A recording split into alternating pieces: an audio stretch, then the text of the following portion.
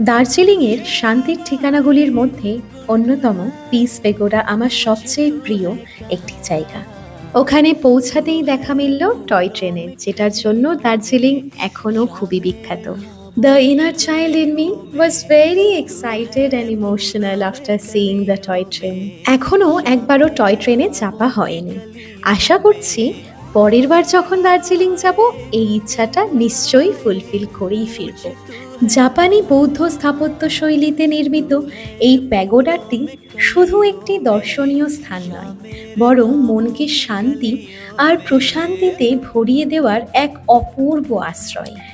এখানে দাঁড়ালে চারপাশের নীরবতা যেন হৃদয়ের সব ক্লান্তি দূর করে দেয়। বৌদ্ধ ধর্মের শান্তি, ভালোবাসা ও মানবতার বার্তা এই স্থানকে প্রতিটি কোণে অনুভব করা যায়। পিস প্যাগোডার ঠিক বাইরেই লক্ষ্য করবে এই দোকানটি, যেখানে হরেক রকম জিনিসের সম্ভার পাওয়া যায়। খুব পছন্দ হয়েছিল এই ছোট্ট ছোট্ট বুদ্ধার মূর্তিগুলোকে। এই জায়গাটি দর্শন করতে তোমাদের কোনোই টিকিট লাগবে না। মোটামুটি সকাল 6টা থেকে সন্ধ্যে 6টা অবধি এই প্যাগোডাটা খোলা থাকে, কিন্তু যখন প্রেয়ার্স চলে তখন ফটোগ্রাফি বা ভিডিওগ্রাফি কোনোটাই অ্যালাউড নয়। আবার দেখা হবে পরের ভিডিওতে। আজ আসি।